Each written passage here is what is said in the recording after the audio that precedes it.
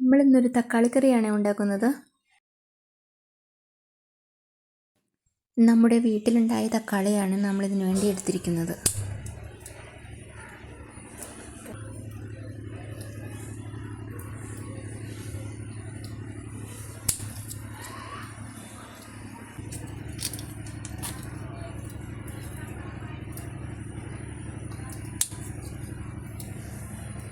ഒരു പാൻ അടുപ്പത്ത് വെച്ച് അതിലേക്ക് 5 തക്കാളി അരിഞ്ഞത്, 5 ചെറിയുള്ളി അരിഞ്ഞത്, ഒരു കഷ്ണം ഇഞ്ചി ചോപ്പ് ചെയ്തത്, 5 പച്ചമുളക് ചോപ്പ് ചെയ്തത്, 2 തണ്ട് കറിവേപ്പില, 1/2 ടീസ്പൂൺ മഞ്ഞൾപ്പൊടി, 1 ടീസ്പൂൺ മുളക് പൊടി, 1.5 ടീസ്പൂൺ ഉപ്പ്, 1 കപ്പ് വെള്ളം, കുറച്ച് കുടംപുളി വെള്ളം എന്നിവ ഒഴിച്ചിട്ട് മൂടി കത്തിക്കുക. അരപ്പിന് വേണ്ടി അരമുറി തേങ്ങ, 1/4 ടീസ്പൂൺ ജീരകം, 2 ചുവന്നുള്ളി, 2 വെളുത്തുള്ളി, കുറച്ച് ചെമ്മീൻ, ഇതെല്ലാം കൂടി ഒന്ന് മിക്സിയിൽ അടിച്ചെടുക്കുക.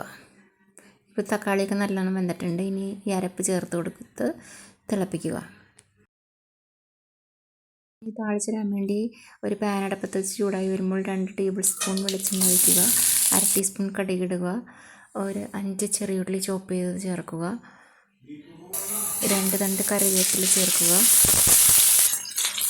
4 ഉണക്കമുളക് ചോപ്പ് ചെയ്ത് ചേർക്കുക.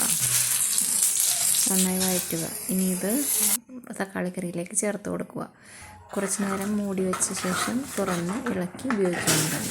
തക്കാളിക്കറി റെഡി.